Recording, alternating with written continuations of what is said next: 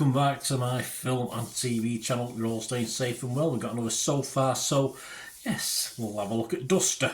Yes, been able to watch 4 episodes of the 8 of season 1 of Duster, a crime thriller created by J.J. Abrams and Latoya Morgan.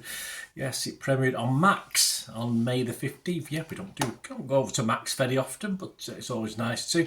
It will finish airing on July the 3rd, so all 8 episodes. So I'll let you know what I'm thinking with this 4. Now, it's one of those that started very, very well and sort of not gone off, but I must admit I wasn't enjoying episode 4 as much as I enjoyed episode 1 and 2, but still plenty to go at, still plenty of room to manoeuvre in the next 4 episodes. I'm doing this review on the 9th of June 2025. Josh Holloway stars in this. Rachel Hilson, Keith David, Sydney Elizabeth, Greg Grunberg, Camille Guti, Asivaf Kustachin, Adriana Aluna Martinez and Benjamin Charles Watson. There you go, all starred in this, plus some others as well, of course. And it's set in 1972. Gosh, 12 and 13 in 1972, happy days. Hilson portrays the FBI's first black woman agent and Holloway plays a getaway driver. Yes, there's some sort of links in with real things as well, like Elvis Presley and various other things like that. At the time, of course, the blue suede shoe makes an appearance and stuff like that. So yes, I like that. I like when he sort of puts real things into series like this. Some great characters in this, great chemistry, a modern tale that has appropriately a 70s vibe to it to go with the 70s setting, of course, a good old-fashioned police crime drama, a little bit of humour in it. It does try and be serious at times, perhaps it shouldn't be too serious, so I think it should play more perhaps for the humour element. And our watching time is nicely split between the stories of our 2 main protagonists. We've got a few other characters as well that are quite interesting. I did like Sunglasses Man while he was in it. Josh Holloway and Rachel Hilson are the 2 stars in this. They're the ones that we follow mainly for the series. And if the story does divert away from them, yeah, it's not always quite as good, but thankfully they are the key elements, so everything revolves around those 2. So what's not to like?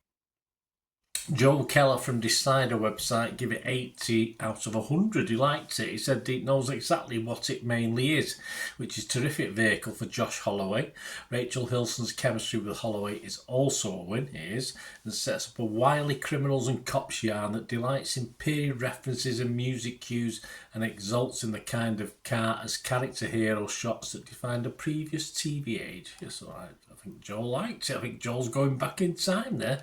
Aranid Tinibu from Variety wasn't as impressed, scored it 60 and said, what begins as a thrilling journey of an FBI agent determined to make a name for herself becomes an uneven adventure that can't quite stay the course. Now, I'm finding that, as I say, I wasn't totally disappointed with episode 4, but I can see where Aranid is coming from with this one, because as I say, episode 4, not quite the appeal of episodes 1 and 2 to me. Is it losing its early identity? I'm not too sure, but I'm hopeful that it sort of regain itself. And I don't really know those two critiques I've just read out there, how many episodes you've watched, whether they've been able to watch them all. I'm not too sure. Though at this stage, an 8-episode series, based on what I've seen so far, appeals to be a good decision. You know, obviously you might like to see 12 and 13 episodes, but some things don't suit that, do they? And this looks as though 8 episodes might just be right.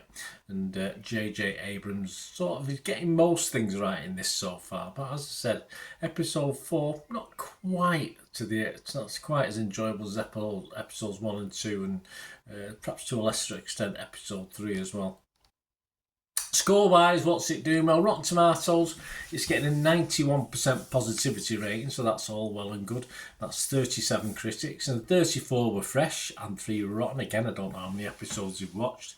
The website's consensus, making great use of Josh Holloway's rugged charm. Yeah, I do like Josh Holloway. He's plays a good 70s character, doesn't he? And retro aesthetic that recalls 1970s television. Duster slaps a fresh coat of paint on a vintage vehicle. He certainly does. A nice opening credits as well, which are quite fun. So they're worth a watch, guys, even though I usually find myself sort of cutting through those, but I sort of watched them 2 or 3 times now out of the 4 episodes. Metacritic, which uses a weighted average, gave it a score of 72 out of 100, so they like it, based on 22 reviews. 18 were positive, 4 were mixed, so not totally convinced, but there's no negatives, so that's fine. Rotten Tomatoes audience, yes, 84% positivity. I don't have a breakdown of that, because they don't tend to do breakdowns for the series. I don't know why, they do for the films.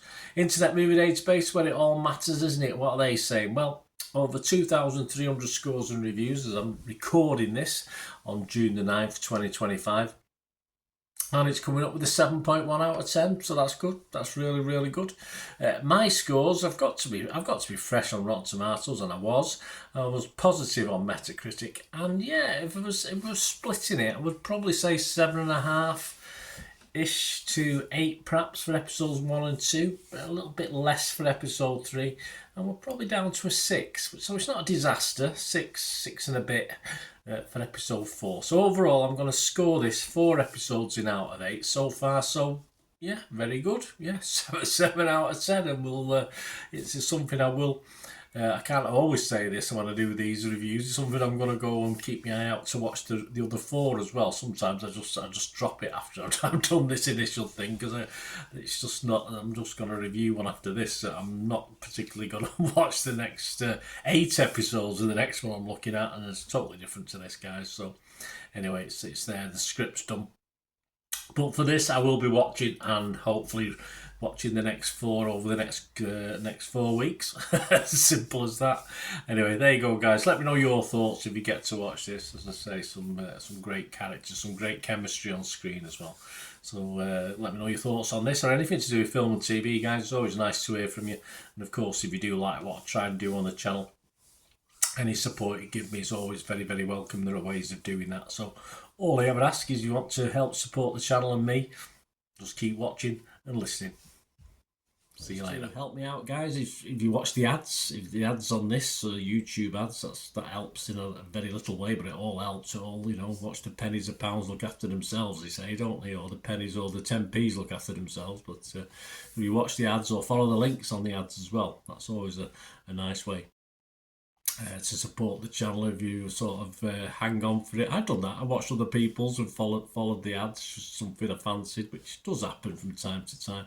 Of course, you can support me by pushing that subscribe button as mentioned earlier, and that's of course pressing the button so you know when these vlogs are coming out. And of course I'm always interested in your opinions, and of course if you can give us a like, that'd be wonderful as well. So thanks for watching, guys. Hopefully I'll join you very, very soon with something else. Until we meet again, I'll never ask one thing, don't I? Please stay safe, everyone. Bye for now.